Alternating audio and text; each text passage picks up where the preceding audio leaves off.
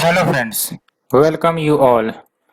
We were discussing the only IAS Geography series और आज हम चैप्टर 4 करेंगे that is composition and structure of atmosphere. तो let's start. सबसे पहले we should know about atmosphere. Atmosphere आपको भी पता है, थिंग ब्लैंकेट ऑफ गैसेस जो सराउंड करते हैं हमारे अर्थ के चारों ओर.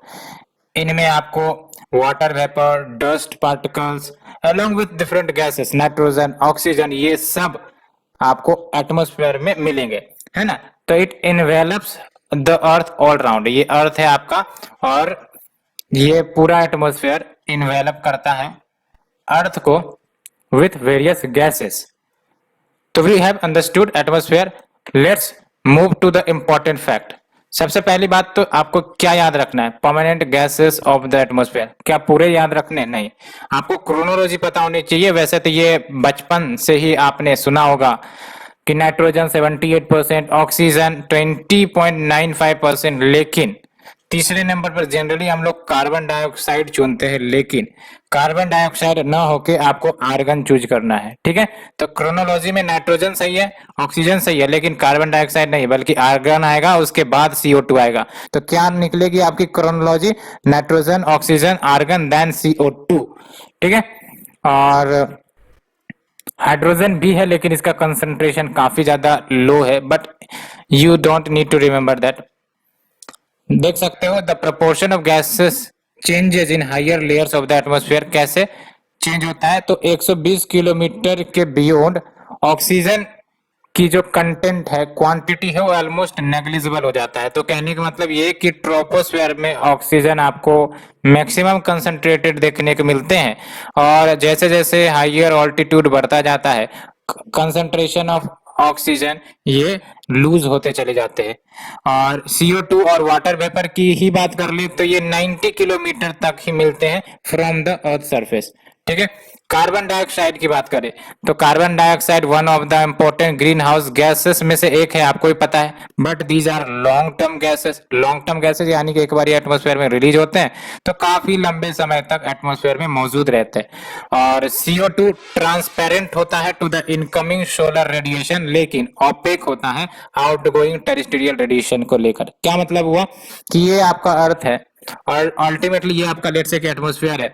अब इंसोलेशन जब आती है तो CO2 लेट से कि आपका एटमॉस्फेयर में मौजूद है, तो इंसोलेशन जब आएंगी तो ये एटमॉस्फेयर को यानी कि CO2 को पेनिट्रेट करते हुए अर्थ के सरफेस पर आराम से आ सकती है. क्यों? बिकॉज ये शॉर्ट वेव रेडिएशन होते हैं, इनकमिंग वाले शॉर्ट वेव रेडिएशन होते हैं. लेकिन जब यही इंसोलेशन आपका आउटगोइंग के रूप में अर्थ के एटमॉस्फेयर के बाहर जाता है तो अल्टीमेटली ये outgoing long wave terrestrial radiation basically carbon dioxide इसे जाने से रोकती है ना. That's why outgoing terrestrial radiation के लिए ये जो आपका कार्बन डाइऑक्साइड है ये ओपेक मीडियम की तरह काम करता है. ओपेक मीडियम लाइक कि आपने ग्लास देखा होगा तो ग्लास में क्या होता है कि इनकमिंग हीट तो आ जाएंगी, लेकिन उसी हीट को फिर वापस जाने की बात कही जाएगी तो नहीं जाएगी, वो एब्जॉर्ब हो जाएगी, है ना. It is like glass effect.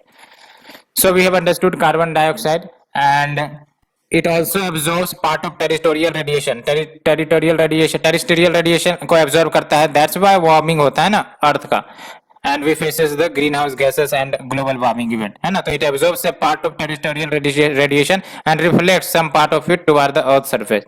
Ozone की बात करें तो ये आपका स्ट्रेटोस्फेयर लेयर में मिलता है, और स्ट्रेटोस्फेयर में भी क्या जो आपका लोअर लेयर है स्ट्रेटोस्फेयर का उसमें मिलता है. तो देख सकते हो फाउंड बिटवीन 10 से 50 kilometre above the earth surface. And ozone filter की तरह काम करता है. कैसे? यूवी रेज को एब्जॉर्ब करता है जो सन की तरफ से आ रहे होते हैं and thus prevents them from reaching the surface of the earth. Water vapour की बात करें तो वाटर वेपर वेरिएबल गैस है एटमॉस्फेयर में, और वाटर वेपर का कंटेंट डिक्रीज होता है as we move to the higher altitude. And ये भी याद रखना है वाटर वेपर का content from equator towards the pole decrease होता है। तो कैसे कैसे डिक्रीज हो रहा है? एक तो जब हम लोअर एल्टीट्यूड से हायर एल्टीट्यूड जा रहे हैं, यानी कि ट्रोपोस्फेयर, स्ट्रेटोस्फेयर, उसके बाद आपका मेजोस्फेयर, जैसे जैसे ऊपर जाएंगे वाटर वेपर का कंटेंट कम होता चला जाएगा, और from the equator toward the pole तब भी वाटर का कंटेंट कम होता जाएगा। और water vapour is also a greenhouse gas, आपको पता होना चाहिए। क्यों? बिकॉज ये भी ऑब्जर्व करता है इंसोलेशन को from the sun and preserves the earth radiated heat. Earth जो वापस लॉन्ग वेव टेरेस्ट्रियल रेडिएशन में हीट को रिलीज करती है, तो कार्बन डाइऑक्साइड हो, वाटर वेपर हो, as well as other green house gases हो, सभी ऑब्जर्व करने का, प्रिजर्व करने का काम करते हैं। That's why it acts as a blanket. Dust particle की बात करें तो ये कंसंट्रेटेड होती हैं generally lower layer of atmosphere में। क्यों? बिकॉज ये कुछ हैवी होती है ना, as compare to the gases this dust particles are heavier, that's why ये आपको लोअर लेयर में ही मिलेंगे। Higher concentration of dust particles आपको subtropical and temperate region में मिलते हैं because of the dry winds in comparison to equatorial and polar region. इसको 199% रटना है आपको। हायर कंसंट्रेशन डस्ट पार्टिकल का सब ट्रॉपिकल एंड टेम्परेट रीजन में मिलेंगी, न कि आपको इक्वेटोरियल और पोलर रीजन में। रट लेना, सब ट्रॉपिकल एंड टेम्परेट रीजन में, न कि इक्वेटोरियल एंड पोलर रीजन में। और वेदर की बात करें तो ये तो आप बचपन से रट रहे होंगे। State of the atmosphere at a specific time and place, है ना। Weather is the day to day phenomena जो एटमॉस्फेयर में होते रहती है। इनफैक्ट आपका धूप छाव ये सब क्या है? वेदर है। क्लाइमेट की बात करें तो एवरेज वेदर जो किसी पार्टिकुलर एरिया का है और उसे लॉन्गर पीरियड में जो मेंटेन किया हुआ होता है उसे क्लाइमेट कहते हैं, ना। तो average weather in a given area over a longer period, जैसे हम कहते हैं कि Indian climate is a monsoonal type. तो मॉनसूनल टाइप का मतलब क्या हुआ? लंबे समय से ये मॉनसून वाला जो सिस्टम है वो चलता आ रहा है, दैट्स व्हाई वी से कि मॉनसूनल क्लाइमेट, है ना। और इक्वेटोरियल क्लाइमेट आपने सुना होगा। क्यों? बिकॉज लंबे अरसों से ये equatorial type of climate equatorial region में मौजूद है ना। दैट्स व्हाई वेदर तो आपका डे टू डे फेनोमेना है। डे टू डे फेनोमेना यानी कि गर्मी, छाव, बारिश, ये सब कुछ ना कुछ होते रहती है, लेकिन हमें ऑन एवरेज देखना है कि क्या कंटिन्यूटी मेंटेन रहती है। अगर हम लंबे अरसे से देखें तो लंबे अरसे से देखें तो हमें पता चलता है कि हाँ, किसी जगह एक सर्टेन पीरियड में रेनफॉल हो जाती है तो मॉनसूनल क्लाइमेट कहला जाता है ना। किसी जगह डेली रेनफॉल होता है, ये ऑब्जर्व किया गया, तो वो आपका इक्वेटोरियल क्लाइमेट कहला जाता है। ठीक है, अब बात करते हैं स्ट्रक्चर ऑफ एटमॉस्फेयर की। ये आपको प्रीलिम्स में काम आएगा, काफी इंपॉर्टेंट है स्ट्रक्चर ऑफ एटमॉस्फेयर। ज्यादा कुछ नहीं जानना है, कुछ जानने थोड़ी सी बातें। एटमॉस्फेयर की बात करें तो जैसे मैंने इंटरनल स्ट्रक्चर ऑफ अर्थ की बात करी थी, उसके अंदर जाते रहते हैं तो उसमें भी आपको लेयर बाय लेयर मिलता है। सिमिलरली जब आप अर्थ के सरफेस से हायर एल्टीट्यूड पर जाते हो तो आपका एटमॉस्फेयर डिफरेंट लेयर में डिवाइडेड है, वेरिंग डेंसिटी और टेम्परेचर के साथ। और डेंसिटी सबसे हाईएस्ट रहता है near the surface of the अर्थ। क्यों? बिकॉज यहाँ पर जो भी गैसेस हैं वो सारे के सारे गैसेस, डस्ट पार्टिकल्स यहीं पर मिलते हैं। That's why density is highest near the surface of the earth. And जैसे जैसे ऊपर जाएंगे यानी कि हायर एल्टीट्यूड में डेंसिटी डिक्रीज होंगी विद इंक्रीजिंग एल्टीट्यूड। एंड जो एटमॉस्फेयर है उसको 5 डिफरेंट लेयर में डिवाइड किया गया है depending upon the temperature condition. तो आप देख सकते हो ये जो 5 लेयर है वो ट्रोपोस्फेयर फर्स्ट लेयर हो गया, from the surface till up to 10 kilometre on average, तो आपका ट्रोपोस्फेयर है ना। From 10 kilometre up to 50 kilometre वो आपका स्ट्रेटोस्फेयर है। From 50 kilometre up to 80 kilometre वो आपका मेजोस्फेयर है। फ्रॉम 80 किलोमीटर से 400 किलोमीटर थर्मोस्फेयर है। And from 400 kilometre to beyond वो आपका एक्सोस्फेयर है। ठीक है, और आपको क्या याद रखना है? क्रोनोलॉजी, एक पैटर्न ये याद रखनी है कि ट्रोपोस्फेयर में जैसे जैसे वी गो अबव टेम्परेचर कम होता है। तो यहाँ पर देख लो टेम्परेचर कैसे कम हो रहा है। ये आपका टेम्परेचर एक्सिस है और ये आपका एल्टीट्यूड एक्सिस है। ठीक है, आप देखो जैसे जैसे हम हायर एल्टीट्यूड पर जा रहे हैं टेम्परेचर कम हो रहा है, लेकिन जब हम दूसरे लेयर में इंटर करेंगे दैट इज स्ट्रेटोस्फेयर, उसमें क्या होगा? टेम्परेचर राइज करेंगे as we move towards higher altitude. तो देख सकते हो कैसे टेम्परेचर राइज कर रहे हैं। फिर रिपीटेड होंगे, रिपीटेड यानी कि जब हम मेजोस्फेयर में इंटर करेंगे तो टेम्परेचर फिर फॉल होंगे। और फिर एक बात आपको याद रखना है, मेजोस्फेयर में आपका जो टेम्परेचर है वो कोल्डेस्ट रिकॉर्ड होता है as compare to the 5 layer of atmosphere. यहाँ पर आप देख सकते हो -60 डिग्री दिखा रहा है ट्रोपोस पाउज पर।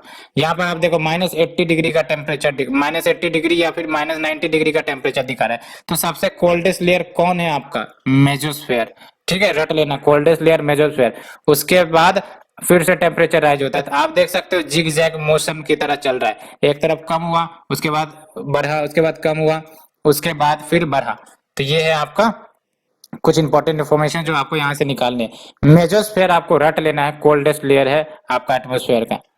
अब बात करते हैं वन बाय वन ट्रोपोस्फेयर की। तो ट्रोपोस्फेयर लोअर मोस्ट लेयर है एटमोस्फेयर का, एवरेज हाइट 13 किलोमीटर। और ये जो एवरेज हाइट 13 किलोमीटर, सबसे ज्यादा हाइट आपको 18 किलोमीटर का इक्वेटर के पास मिलेगा, बिकॉज इक्वेटर में हीट काफी ज्यादा होती है, क्योंकि ये इंसोलेशन सरप्लस रीजन होता है। दैट्स वाई आपका ट्रोपोस्फेयर में अगर हम इक्वेटर और पोल्स का कंपैरिजन करें तो ट्रोपोस्फेयर का लेयर इक्वेटर के पास ज्यादा एक्सटेंडेड होता है, 18 किलोमीटर, पोल्स आपका 8 किलोमीटर, एवरेज हाइट आपका 13 किलोमीटर। ठीक है, and all changes in climate and weather takes place in this layer. तो जो भी क्लाइमेट इवेंट, वेदर इवेंट हो रहे हैं, पानी पड़ रहा है, बादल बन रहे हैं, ये सारे के सारे क्लाइमेटिक एंड वेदर इवेंट है, सब के सब इसी ट्रोपोस्फेयर में होते हैं। ठीक है, 99% ऑफ द वाटर वेपर आपका एटमोस्फेयर में जो मौजूद है वो ट्रोपोस्फेयर में ही है। ठीक है, 99% of the water vapour in the atmosphere ये आपका ट्रोपोस्फेयर में ही है।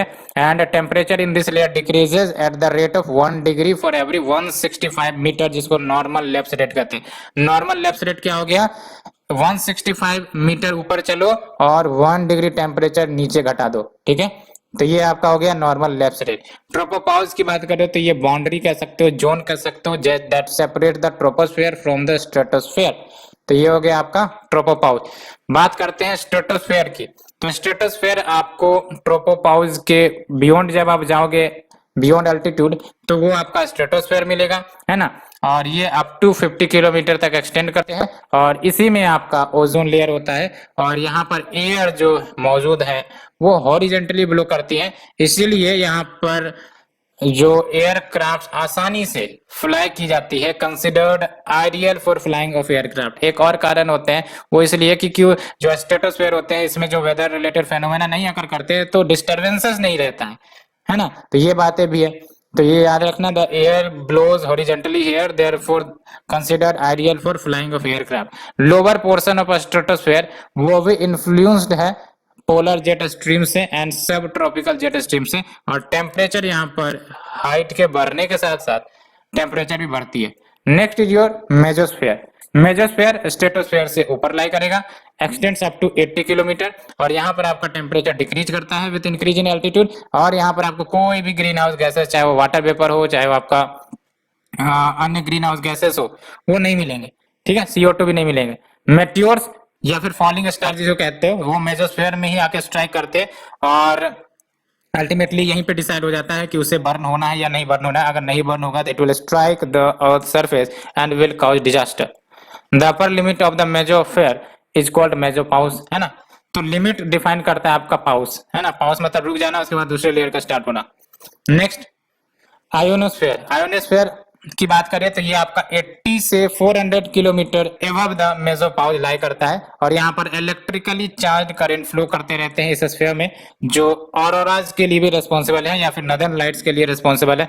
और इस लेयर में आपको देखने को मिलता है, बिकॉज चार्ज पार्टिकल एंड जो आपका सोलर विंड जब स्ट्राइक करते हैं तो अल्टीमेटली एक इलेक्ट्रिक करंट जनरेट होता है in the form of light, and we see the northern lights here. And radio waves transmitted from the earth ये रिफ्लेक्ट होती हैं by this ionospheric layer, and temperature starts increasing again with increasing height. ये बात आपको बस ऐसे याद रखने हैं कि कहाँ बढ़ रहा है कहाँ घट रहा है। ट्रोपोस्फेयर, स्ट्रेटोस्फेयर, मेसोस्फेयर, और उसके बाद आपका थर्मोस्फेयर, उसके बाद आपका जो है एक्सोस्फेयर। तो जिग जैग बना लेनी है, पहले बार में तो कम होगी, दूसरे बार में बढ़ेगी, तीसरे बार में कम होगी, चौथे बार में बढ़ेगी, पांचवें बार में, ये ऐसे चलती है। ठीक है, एंड एक्सोस्फेयर की बात करें तो ये आउटर मोस्ट लेयर है हमारे एटमोस्फेयर का, और गैसेस यहाँ पर काफी ज्यादा स्पेयर्स मात्रा में मिलेंगे, काफी कम, पूरा सब रेयरिफाइड होते हैं गैसेस। क्यों, ग्रेविटेशनल फोर्स वीक होता है, दैट्स व्हाई सारे गैसेस अच्छे से रेयरिफाइड होते हैं, है ना, यानी कि लेयर बाय लेयर अरेंज्ड होते हैं। Now move to the solar radiation concept. Solar radiation नाम से पता चल रहा है कि जो भी एनर्जी सन के द्वारा रिलीज होती है उसे हम सोलर रेडिएशन कहते हैं। और सन में जो एनर्जी रिलीज होती है कौन से प्रोसेस से होती है, न्यूक्लियर फिजन, नहीं, न्यूक्लियर फ्यूजन से होती है। याद रखना, फिजन और फ्यूजन में अंतर है। न्यूक्लियर फ्यूजन से जनरेट होती है सन में energy, and by this they creates electromagnetic energy, है ना। अब अल्टीमेटली ये सोलर रेडिएशन इमिट तो हो गई, अब ये धीरे धीरे स्पेस में ट्रेवल करती है, और स्पेस में ट्रेवल करते करते जो भी इनके रास्ते में आता है, चाहे प्लेनेट हो, स्टार हो, सबको ये इन्फ्लुएंस करती है। तो इसके रास्ते में हमारी धरती भी आ जाती है। तो अर्थ का जो सरफेस है उसे जो एनर्जी मिलती है, अधिकांशतर एनर्जी सन से मिलती है in the form of short wavelength. Short wavelength यानी कि वेवलेंथ काफी कम होती है। लॉन्ग वेवलेंथ यानी कि वेवलेंथ काफी लंबी होती है, ये हो गया लॉन्ग वेव। शॉर्ट वेवलेंथ यानी कि वेवलेंथ काफी ज्यादा छोटी होती है, ठीक है। तो ये याद रखना है आपको। तो अर्थ का surface receives most of its energy from the sun in short wavelength, और इसी को इंसोलेशन कहते हैं। The amount of solar radiation which is received by the earth which is gained by the earth, उसी को आप कहते हो insolation, incoming solar radiation. And जो अमाउंट आ रही होती है सन के रेडिएशन से, जो इंटेंसिटी स्ट्राइक कर रही होती है सन के रेडिएशन का अर्थ सरफेस पर, वो वेरी करता है, वो यूनिफॉर्मली डिस्ट्रीब्यूटेड नहीं होती है all around the earth surface. ये वेरी करती है, सीजनल वेरिएशन हो सकता है, डे वेरिएशन हो सकता है, ईयरली वेरिएशन हो सकता है। लेकिन हमें जानना है कि आखिर कौन कौन से धरती पर फैक्टर हैं जो इन वेरिएशंस को अफेक्ट करती है, जो इंसोलेशन को अफेक्ट करती है, amount of incoming solar radiation को अफेक्ट करती है। वो है आपका rotation of earth on its axis. जब अर्थ रोटेट करेगा तो आपको ही पता है, एक तरफ दिन होता है, एक तरफ रात होता है, तो इसका मतलब ये है कि इंसोलेशन आपका एक तरफ सरप्लस होता है जब डे होता है, रात में इंसोलेशन डिफिशिट होता है, इसलिए आपको अंधकार नजर आते हैं, है ना। एंड जो दूसरा है angle of inclination of the sunrise. Angle of inclination of the sunrise यानी कि आपको ही पता है कि हमारा अर्थ 23.5 डिग्री इंक्लाइंड है, तो इसका मतलब हर जगह सेम सोलर रेडिएशन नहीं प्राप्त होंगे, है ना।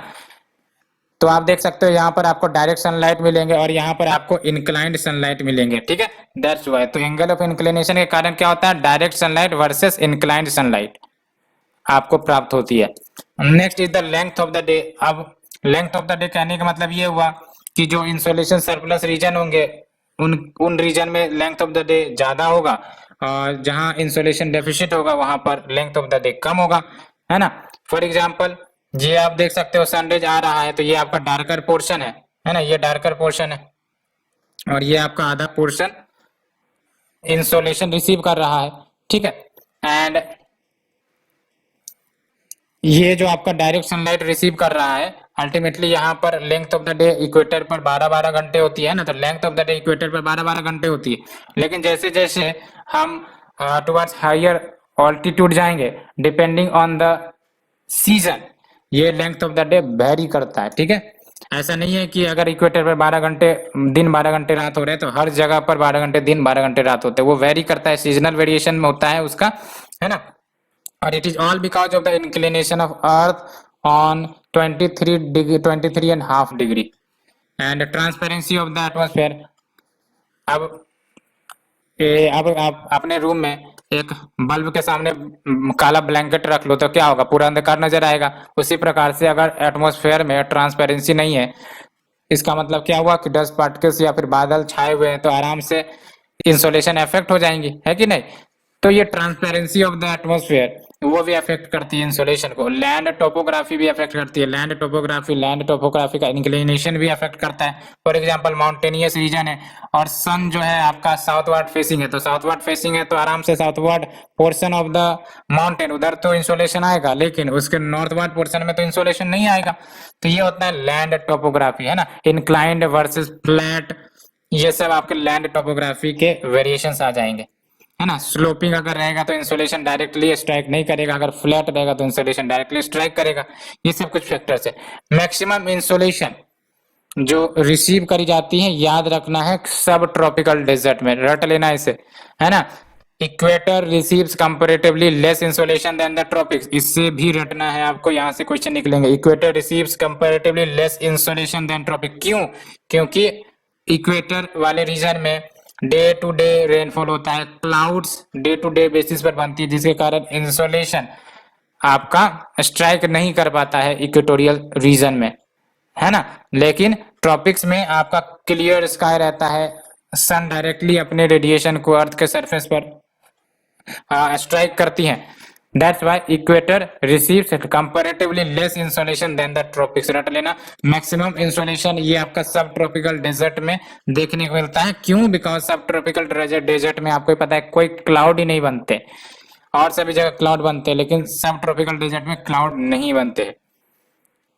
During its revolution around the sun, यानी कि जब अर्थ रिवॉल्व करता है सन के चारों ओर, तो जो पोजीशन जहां पर अर्थ फारदेस्ट होगी फ्रॉम द सन वो है आपका 4 जुलाई एपीलियन। एपी से मैंने आपको बताया था पिछले लेक्चर में, ए से याद रखना, अवे फ्रॉम द सन, यानी कि उस दिन सन और अर्थ की दूरी होगी सबसे ज्यादा होगी, हाईएस्ट होगी। और एक समय ऐसा भी आएगा जब सन और अर्थ की दूरी नियरेस्ट होगी, और वो होगा आपका 3 जनवरी, और इसी को पेरीहिलियन कहते हैं। तो hope you understood aphelion, perihelion. Perihelion P से याद रखना पास, और ए से याद रखना away. And the area covered by vertical rays is always less than the slant rays. क्यों? बिकॉज वर्टिकल रेज तो मात्र इतना सा एरिया को कवर करेगा, लेकिन अगर स्लांटिंग रेज आ रहा है तो ये इतना सा एरिया को कवर करेगा, है कि नहीं? Vertical area directly strikes perpendicularly to the surface, that's why ये लेस एरिया कवर करेगा, लेकिन स्लैंटिंग रेज जो है वो रिलेटिवली लार्जर एरिया कवर करेंगे। लेकिन more slanting results in more absorption, scattering and diffusion. ठीक है, और अगर जितना स्लैंटनेस कम होगा सनरेज का, उतना ज्यादा वो स्ट्राइक करेगा सरफेस के ऊपर, उतना कम स्कैटरिंग होगा। लेकिन स्लैंटिंग जितनी ज्यादा रहेगी रेज, उतना ज्यादा स्कैटरिंग एंड डिफ्यूजन होने की संभावना बढ़ जाती है। So we have discussed it. Next we should move to heating and cooling of atmosphere. तो कैसे आपका एटमॉस्फेयर ना ही वार्म होता है ना ही कूल होता है, अपने टेम्परेचर को मेंटेन करता है।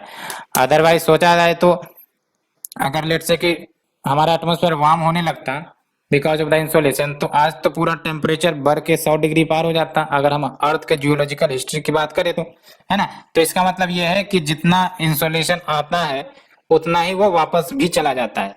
लेकिन अब आप सोचोगे कि ग्लोबल वार्मिंग क्यों हो रही है, तो इसका एक ही लॉजिक है, it is all because we are pushing extra heat absorption gases into the atmosphere. इसीलिए डिले होता है गैसेस को from the atmosphere to the outer space जाने में, इसलिए आपका ग्लोबल वार्मिंग जैसे घटनाएं दिख रही है।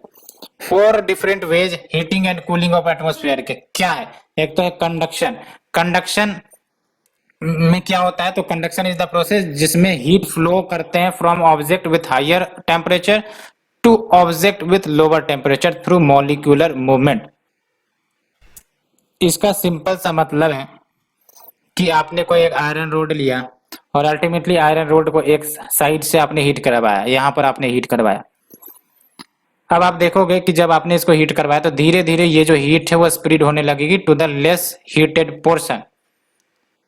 तो यही प्रोसेस से जब हीटिंग होती है, यानी कि कॉन्टेक्टेड हीटिंग, तो यहां आपका कंडक्शन कहलाता है। आप जब कोई चीज पकाते हो किसी भी बर्तन में, अल्टीमेटली लेट्स से आप टी पकाते, मतलब when you make tea, ultimately जो सस्पेन होते हैं या फिर जो आपके बर्तन होते हैं, अल्टीमेटली वो हीटेड अप हो जाते हैं ऑल द रीजन में। कैसे संभव हुआ? It is all because conduction, because of contact heating, है ना? तो यहाँ पर हीट फ्लो तो कर रही है from object with higher temperature to object with lower temperature, but via molecular movement. याद रखना, तो कंडक्शन में कॉन्टेक्ट नेसेसरी है या नहीं? नेसेसरी है। और मॉलिक्यूलर मूवमेंट होंगे या नहीं होंगे? होंगे। क्या होगा कंडक्शन में? हीट फ्लोज होगा। कहां से? हायर टेम्परेचर से। किधर को? लोअर टेम्परेचर की तरफ। रेडिएशन की बात करें तो रेडिएशन में आपका हीट ट्रांसफर होगा from one body to another body, but without actual contact और मूवमेंट। इसका बेस्ट एग्जांपल आपका सन एंड द अर्थ। सन और अर्थ एक दूसरे से तो कनेक्टेड है नहीं कि कोई पाइप से हमने कनेक्ट करवा दिया, है ना? सन जो भी एनर्जी इमिट करता है अल्टीमेटली रेडिएशन के फॉर्म में इमिट करता है, और वो पूरे स्पेस को ट्रेवल करता है, नॉट ओनली अर्थ बल्कि अदर प्लैनेट्स एंड स्टार्स तक भी अपने रेडिएशन को पहुंचा देता है। ये होता है आपका radiation, heat transfer from one body to another without actual contact और मूवमेंट। जब हम बात करते हैं एडवेक्शन की, तो एडवेक्शन कहने का मतलब ये हुआ कि यहां पर भी आपका हीट ट्रांसफर होगा via horizontal movement of the air. यानी कि आप क्लाइमेट में पढ़ोगे कि जैसे हॉट एयर राइज होता है, तो हॉट एयर राइज होने के बाद वो हॉरिजॉन्टली डिस्ट्रीब्यूट होती है, यानी कि लोअर रीजन से हॉट एयर राइज हुआ वो ऊपर जाएगा और अल्टीमेटली वो हॉरिजेंटल मूवमेंट करके कहीं ना कहीं सबसाइड करेगा, है ना। तो ये आप देख सकते हो, ये हॉरिजेंटल मूवमेंट जो एयर की हो रही है to transfer the heat from excessive region to the less excessive region, क्या है ये? एडवेक्शन है। And wind is nothing but advection, क्योंकि horizontal movement of the air, ठीक है। और बात करें कन्वेक्शन की, तो कन्वेक्शन का सिंपल सा मतलब हुआ transfer of heat bye movement of fluid. और जब हम बात करें तो फ्लूइड की, तो ये लिक्विड फ्लूइड हो सकते हैं या फिर गैसियस हो सकते हैं between areas of different temperature. तो सिंपल सा कहने का मतलब ये हुआ कि लेट से ये आपका सरफेस ऑफ द अर्थ है और ये आपका हॉट एयर है, आपने कोई चीज बर्न की, ठीक है। आप लेट से कि ठंड में आग ताप रहे हो, अल्टीमेटली उस रीजन में आपका हीट जनरेट हुआ, है ना, हीट जनरेट हुआ। अब वो हीट जनरेट होता है तो आप ऑब्जर्व करते होगे कि उसके आसपास के रीजन वाला भी एयर जो है वार्म हो गया है। तो ये जो वार्म अप हुआ है वो कैसे हुआ है? वो कन्वेक्शन के प्रोसेस से हुआ है, यानी कि हीट का ट्रांसफर हो रहा है by the movement of fluid, यानी कि ये जो आपका गैस है ना, ये जो एयर है ये वार्म अप हुआ और उसने दूसरे लेयर को वार्म अप किया, अपने आसपास के लेयर को वार्म अप किया। तो इस वे में आपका हीट ट्रांसफर हो रहा है। और जो आप देखते हो वेदर एंड क्लाइमेटिक फेनोमेना में कि जो लो प्रेशर एरिया होते हैं वहां पर आपका वार्म एयर होता है और अल्टीमेटली जब वो राइज करती हैं तो जो ऊपर के लेयर होते हैं उसको भी वार्म अप करते हैं अल्टीमेटली। तो ये सब आपका कन्वेक्शन प्रोसेस है, मूवमेंट ऑफ ए फ्लूइड या लिक्विड या gases between areas of different temperature to transfer the heat. And ये याद रखना, ये जो कन्वेक्शन होता है ये only confined to the troposphere, ऐसा नहीं है कि ये कन्वेक्शन स्ट्रेटोस्फेयर में होते हैं या फिर मेसोस्फेयर में होते हैं, ओनली कन्फाइंड टू ट्रोपोस्फेयर। क्योंकि ये कन्वेक्शन बेसिकली आपका वाटर वेपर ही करता है। जनरल अगर ज्यादा केसेस देखा जाए तो जनरली ये कन्वेक्टिव प्रोसेस आपका वाटर वेपर ही करता है। मिडिल एटीट्यूड में मोस्ट ऑफ द डायरनल यानी कि day and night variation in daily weather is caused by the advection alone, ठीक है। And let's move to the heat budget of the earth. Heat budget, budget तो आप सुन कर पक गए होंगे, क्या मतलब होता है? जितना आपने खर्च किया उतना आपकी आमदनी है, एट लास्ट आपने ना कुछ बचाया, जो भी आपके पास इनकम आई आपने सब खर्च कर दिया, ये होता है बजट। अब हीट बजट का क्या मतलब हुआ कि सन जितनी भी रेडिएशन अर्थ पर स्ट्राइक करता है वो अर्थ से उतना ही अमाउंट में अर्थ से बाहर हो जाए, तभी तो, अदरवाइज ग्लोबल वार्मिंग हो जाएगी, टेम्परेचर धीरे धीरे अर्थ का बढ़ने लगेगा अगर इंसोलेशन एब्जॉर्ब होने लग जाएंगी तो।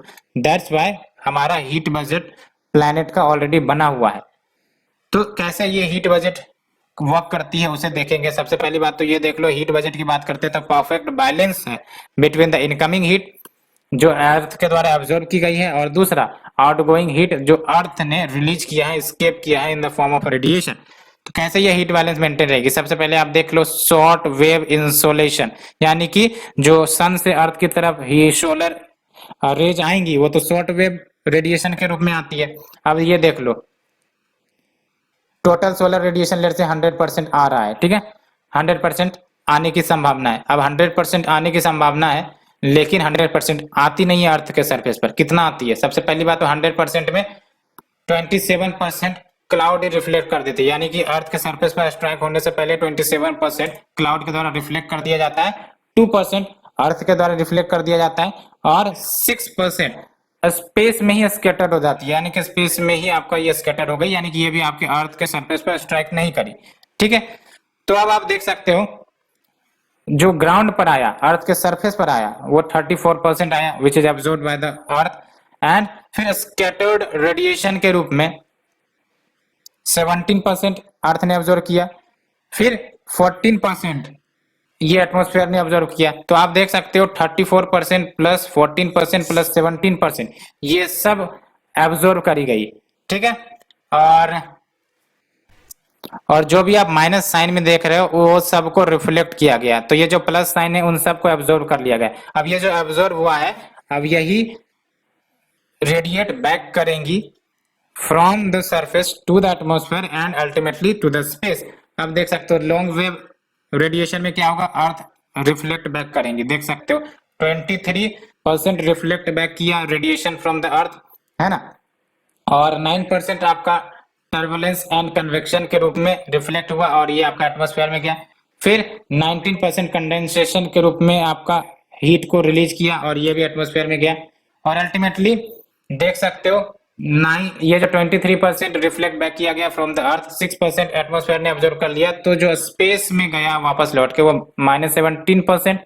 और यहाँ पर आप देख सकते हो 9% आपका टर्बुलेंस एंड कन्वेक्शन के रूप में ऑब्जर्व हो गया और जो आपका 19% है कंडेंसेशन का, वो आपका 19% वाटर वापस से एटमॉस्फेयर में गया। अब धीरे धीरे ये सब के सब रिफ्लेक्ट बैक हो जाएंगे एटमॉस्फेयर से, स्पेस में चले जाएंगे। तो कुल मिलाकर अगर देखा जाए तो जितना वो इन हुआ उतना ही वो आउट हो जाएगा, बैलेंस हो जाएगा, ठीक है। तो अल्टीमेटली आपको याद ये रखना है कि जो अर्थ है वो किसी का कर्जा लेके नहीं रखे हुए है, जो भी आया है उसके पास वो वापस लौटा देता है, ठीक है। And the earth receives almost all of its energy from the sun in the form of short wave radiation, that is visible light and UV radiation, and earth in turn radiate back to the space the energy जो वो receive करता है from the sun in the long wavelength और mostly infrared में होता है, ठीक है। and as a result जो earth neither warms up nor does it get cooled over time, ये तो हमने अभी बात करी। अब बात करते हैं variation in the net heat budget at the earth surface. तो कहां पर हीट सरप्लस होगा, कहां पर आपका हीट डेफिसिट होता है, उसके बारे में बात करते हैं, ठीक है। तो आप देख सकते हो, ये आप ऑब्जर्व करते होगे, चूंकि अर्थ एक रोटेटिंग स्फीयर है और हर जगह सेम हीट या इंसोलेशन रिसीव नहीं होती है, दैट्स वाई कहीं पर ये सरप्लस रीजन होगा और कहीं पर डेफिसिट रीजन होगा। कहां पर सरप्लस होगा, कहां पर डेफिसिट होगा, इसके बारे में बात करते हैं। तो देख लो, सबसे पहली बात, ये लैटिट्यूड वाला लाइन है और अल्टीमेटली जैसे जैसे हम राइट की तरफ जाएंगे लैटिट्यूड बढ़ रही है और जैसे जैसे हम लेफ्ट की तरफ जाएंगे वो आपका लैटिट्यूड बढ़ रहा है, बट ये आपका नॉर्दर्न हेमिस्फीयर को रिप्रेजेंट करवा रहा है, ये सदर्न हेमिस्फीयर को रिप्रेजेंट करवा रहा है, ठीक है। अब आप देख सकते हो ये जो आपका रेड कलर है एवरेज एनुअल सोलर रेडिएशन जो ऑब्जर्व करी जाती है। तो ये जो रेड कलर देख रहे हैं आप, इसका मतलब ये हुआ कि ऑन एवरेज जो सोलर रेडिएशन ऑब्जर्व करी गई है, और जो ब्लू कलर देख रहे हैं वो दर्शा रहा है ऑन एवरेज जो एनुअल रेडिएशन अर्थ के द्वारा इमिट करी गई है। तो आप देख सकते हो ये जो आपका 30 डिग्री से 30 डिग्री का रीजन है, अप्रोक्स 35 डिग्री कह लो, यहाँ पर आपका सरप्लस होता है, यानी हीट सरप्लस। कहने का मतलब ये कि आपको मैक्सिमम सोलर रेडिएशन आएंगे और जो रिफ्लेक्शन होगा आउटगोइंग टेरेस्ट्रियल रेडिएशन का वो कम होगा as compare to the solar incoming radiation, ठीक है। तो इसका मतलब क्या हुआ, ये जो येलो कलर देख रहे हो ये हीट सरप्लस है। अब एक नियम है अर्थ का कि अगर अर्थ के पास कुछ ज्यादा आ गया तो वो बांट देता है। वैसे तो इंसानों की यही नियम होनी चाहिए कि कुछ भी ज्यादा है तो यू शुड डोनेट या कुछ भी है, लॉजिक अगर लगा सकते हो। तो यहाँ पर देख सकते हो अर्थ के पास सरप्लस हीट आ गया, अब वो क्या करेगा, वो डेफिसिट रीजन को ट्रांसफर करेगा। तो ये देख सकते हो किस प्रकार से हीट का ट्रांसफर होगा, from the surplus to the deficit, from the surplus to the deficit, ठीक है।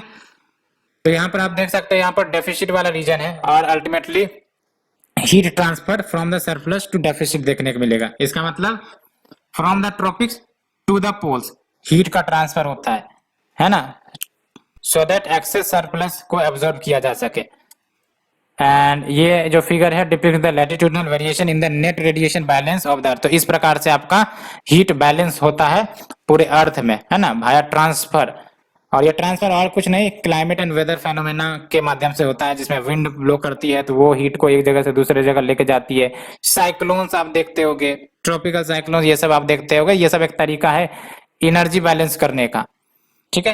And surplus heat energy from the tropics वो डिस्ट्रीब्यूट होती है toward the poleward and this about permanent heating. तो इससे benefit क्या होता है कि जो हीट सरप्लस वाला रीजन है वो कभी भी परमानेंटली हीट नहीं होता है या फिर परमानेंटली कूल नहीं होता है ना। तो ये जो आपका पोलर रीजन है वो परमानेंटली कूल नहीं रहता है, और जो आपका इक्वेटोरियल रीजन है या फिर जो आपका ट्रॉपिक्स वाला रीजन है वो परमानेंटली वार्म नहीं रहता है।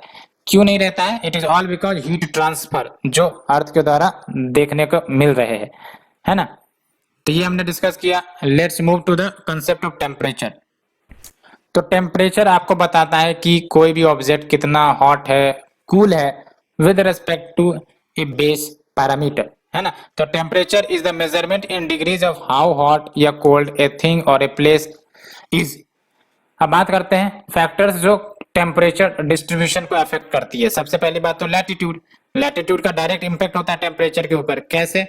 Insolation inversely proportional to latitude. कहने का मतलब ये है कि जैसे जैसे आप हायर लैटिट्यूड की तरफ जाओगे इंसोलेशन कम होता जाता है। इंसोलेशन कम होते जाने का मतलब क्या हुआ कि कम हीट मिलेंगी हायर लैटिट्यूड को। अब हायर लैटिट्यूड को कम हीट मिलेंगी तो इसका मतलब टेम्परेचर भी वहां का कम होगा। That's why you see polar region में ice. Why you see? It is all because influence of latitude. The altitude of a place ये भी डिटरमाइन करता है why despite in the lower latitude Himalayas have glaciers. क्यों है glaciers? It is all because altitude. Height ही इतना ज्यादा है एंड एज वी नो जैसे जैसे हम ट्रोपोस्फेयर में ऊपर जाते हैं टेम्परेचर कम होती है।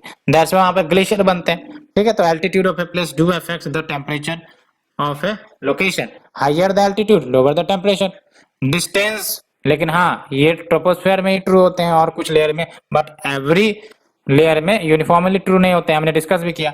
Next is your distance from the sea. Distance from the sea कहने का मतलब ये हुआ कि जो भी प्लेस लोकेशन सी के नजदीक रहेंगी वहां पर मॉडरेटिंग इन्फ्लुएंस ऑफ सी देखने को मिलेगा, यानी कि वहां पर एक्सट्रीम टेम्परेचर वेरिएशन नहीं देखने को मिलेगा। दैट्स वाई जो कोस्टल स्टेट्स होते हैं वहां पर neither too warm neither too hot वाली कंडीशन रहती है, लेकिन जो कॉन्टिनेंटल इंटीरियर में हैबिटेट या पॉपुलेशन रहते हैं वहां पर एक्सट्रीम हॉट या फिर एक्सट्रीम कूल वाला कंडीशन देखने को मिलता है। It is all because distance from the सी।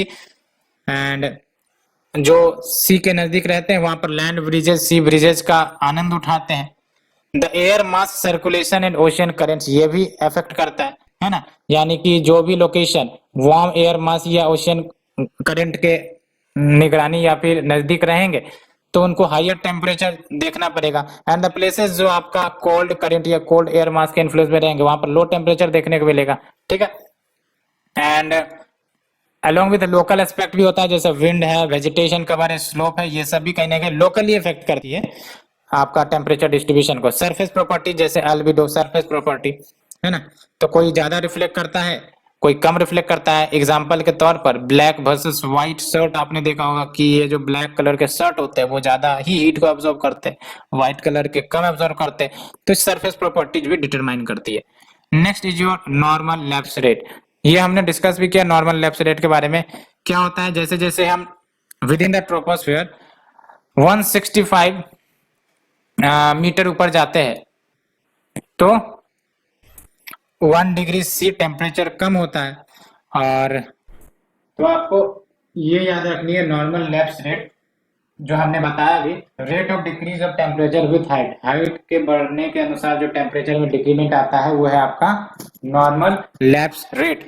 ये आपका 6.5 डिग्री सी पर 1000 मीटर या फिर 165 मीटर में आपका 6.5 डिग्री सी होता है। तो दोनों सही है, 6.5 डिग्री एवरी 165 मीटर या फिर 6.5 डिग्री सी पर 1000 मीटर। दोनों को याद रखने, कंफ्यूजन ना रहे, है ना, दोनों को याद रखने। और एल्बिडो की बात करें तो एल्बिडो ये आपका बताता है amount of sunlight that is the solar radiation जो अर्थ को स्ट्राइक कर रही है वो कितना रिफ्लेक्ट हो रही है ना। तो amount of sunlight reflected by surface वो एल्बिडो मेजर करती है। हर एक सरफेस का एल्बिडो डिफरेंट हो सकता है। फॉर एग्जांपल कोई ब्लैक कलर की सरफेस है तो उसका रिफ्लेक्टिंग पावर डिफरेंट होगा, कोई व्हाइट कलर का सरफेस है उसका रिफ्लेक्टिंग पावर डिफरेंट होगा, है ना। और इसको मेजर किया जाता है 0 to 1 के स्केल पर, और 1 अगर है किसी ऑब्जेक्ट का वैल्यू तो इसका मतलब वो परफेक्ट रिफ्लेक्टर है। और इसको याद रखना, यहां से क्वेश्चन बनेंगे। फ्रेश स्नो का एल्बिडो सबसे हाईएस्ट है। फ्रेश स्नो यानी कि जो आप आइस देखते हो, है ना, वो सबसे ज्यादा रिफ्लेक्ट करता है। कैसे याद रखना है, आइस व्हाइट कलर का होता है, ठीक है, तो आइस जो है रिफ्लेक्ट कर देता है, तभी तो वो जनरली जल्द मेल्ट नहीं होता है। ठीक है, तो फ्रेश स्नो हाईएस्ट एल्बिडो 0.80। फिर ओशियन आइस है, फिर सैंड है, green gross, soil, forest, open ocean, charcoal.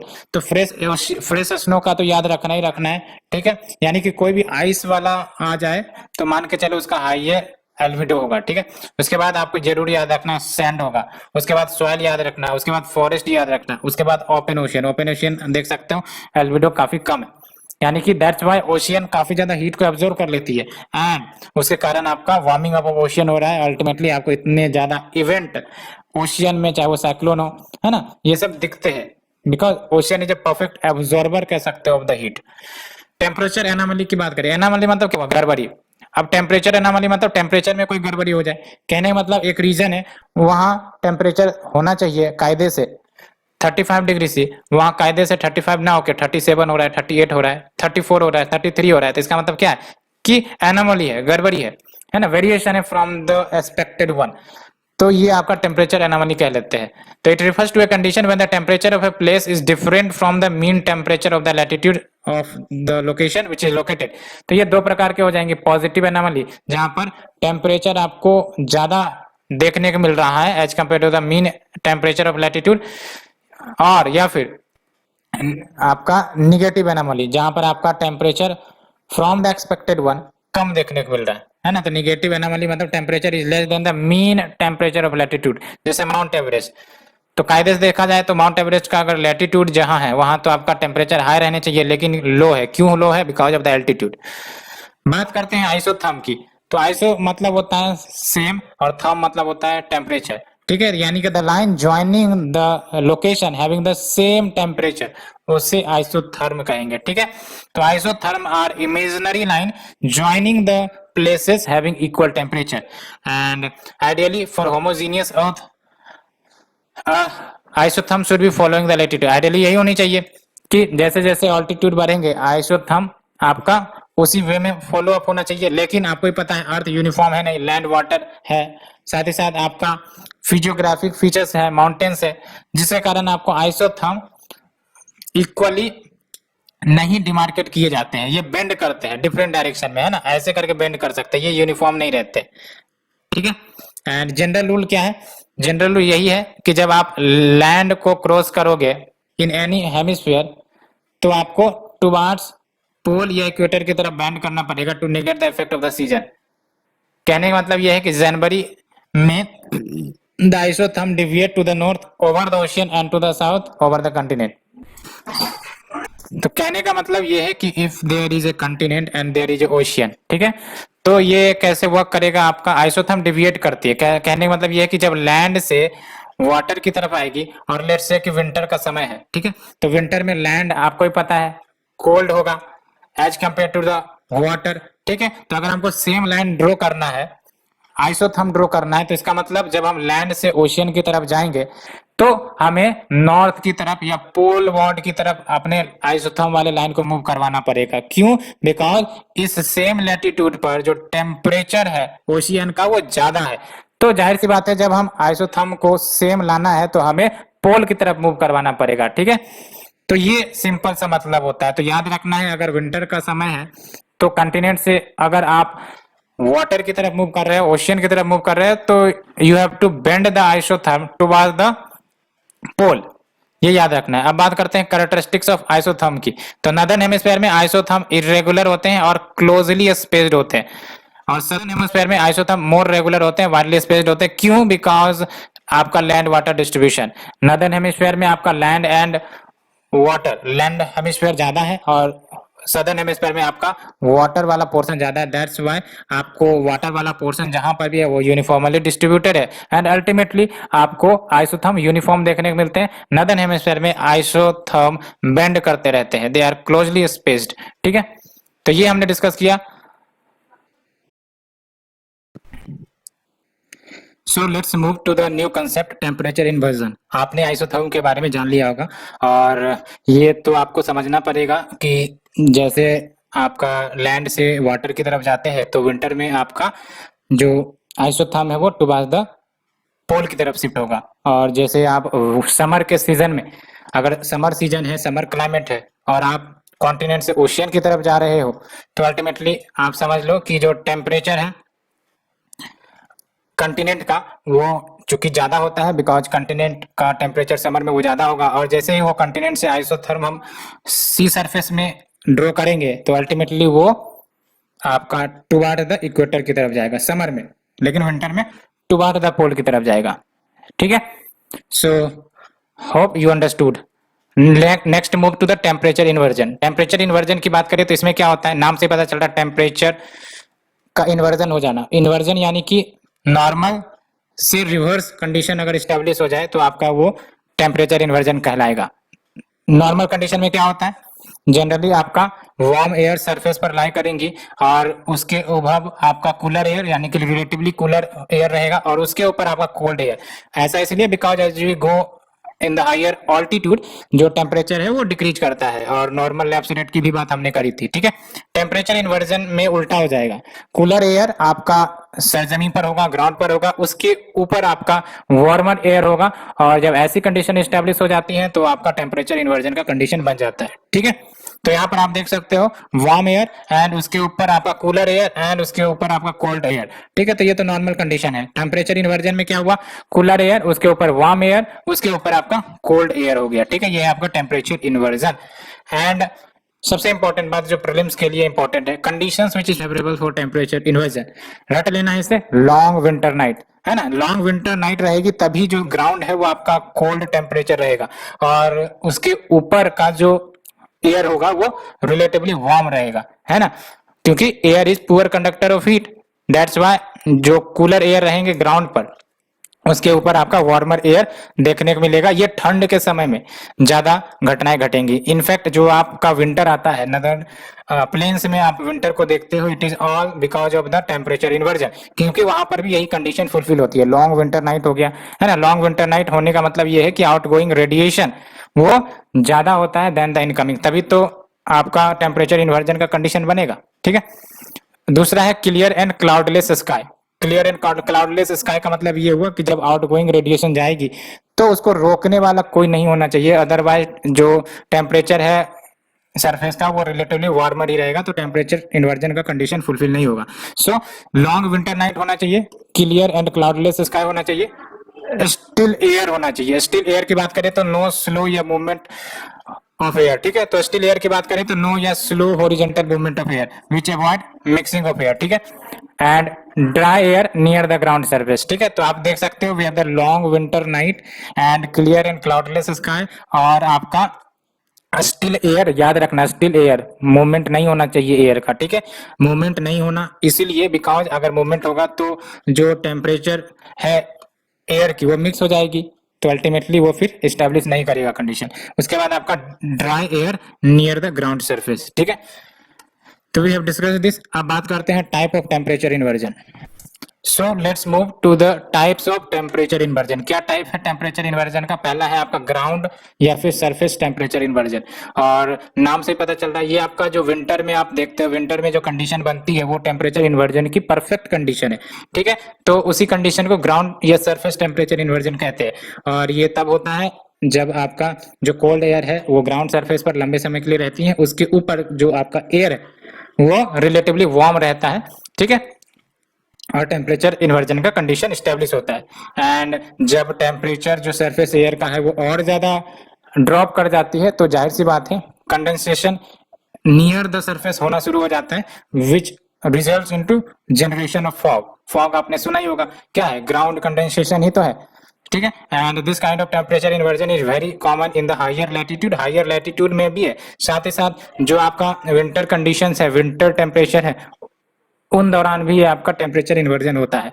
In lower and middle latitude देख सकते हो it occurs during cold night and get destroyed during the day time. क्यों, because day time में आपका जो टेम्परेचर है वो बढ़ जाता है, इनकमिंग सोलर रेडिएशन आने लगती है, दैट्स व्हाई टेम्परेचर बढ़ जाता है, इसलिए आपका इन्वर्जन डिस्ट्रॉय हो जाता है। दूसरा है आपका वैली इन्वर्जन। वैली इन्वर्जन नाम से पता चल रहा है ये आपका हिली एंड माउंटेनियस एरियाज में होगा, और it is all because air drainage. Air drainage यानी कि एयर आपका डिसेंड करता है from the top of the mountain to the valley, और अल्टीमेटली ये वार्म एयर को रिप्लेस कर देती है, और इसके कारण भी आपका टेम्परेचर इन्वर्जन बनता है। और ये एयर ड्रेनेज क्यों कर रही होती है, because of the influence of gravity, क्योंकि कोल्ड एयर रिलेटिवली ज्यादा भारी होती है as compare to the warm air. ठीक है, and being heavy and dense the cold air acts almost like water, and ये स्लोप के अनुसार मूव करती है। ये देख लो, ये कोल्ड एयर, ये आप देख लो, लेट्स से ये आपका माउंटेनियस रीजन है, ये आपका वैली है। तो कोल्ड एयर ये देख सकते हैं आप डिसेंड करेगा नाइट, ये सब आपका नाइट में होगा क्योंकि नाइट में ही ये आपका वर्क करेगा टेम्परेचर इन्वर्जन माउंटेनियस एरिया में, क्योंकि डे टाइम में आपका सन होता है ना, दैट्स वाई ये वर्क नहीं करती। तो नाइट में टेम्परेचर जो माउंटेन रीजन का है वो जल्दी से ही कूल डाउन हो जाता है और अल्टीमेटली फिर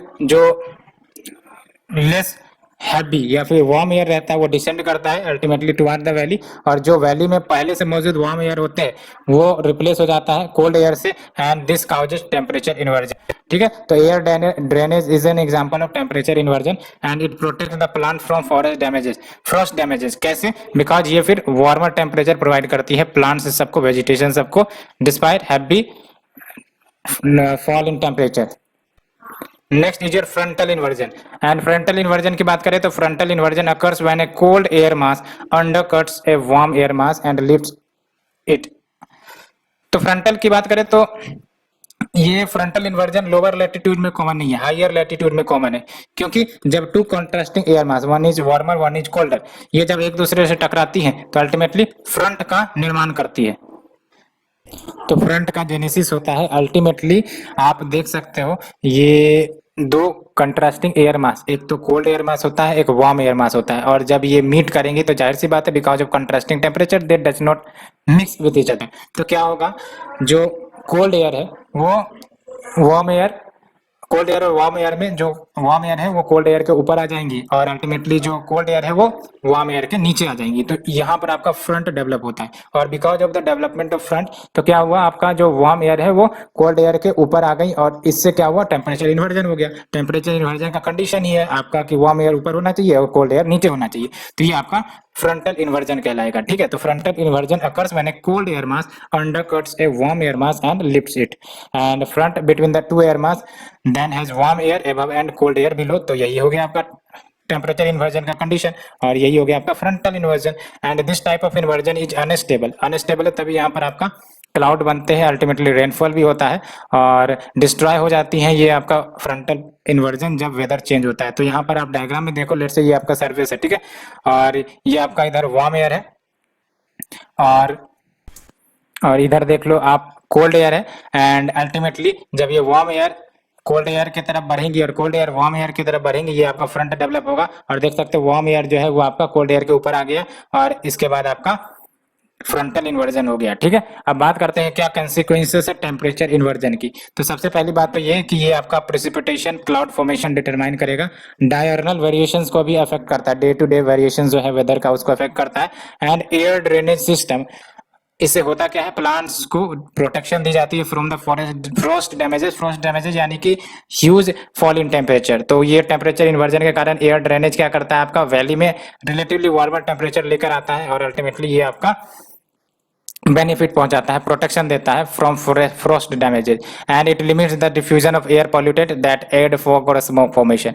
एटमॉस्फेरिक स्टेबिलिटी की बात करें तो temperature inversion vertical movement of air को डिस्करेज करती है, और जब वर्टिकल मोशन आपका एयर का डिस्करेज होता है तो मान के चलो कि स्टेबिलिटी आएगी एटमॉस्फेयर में। And intense thunderstorms and tornadoes are also associated with inversion of temperature. ठीक है, intense thunderstorm and tornadoes are also associated with inversion of temperature.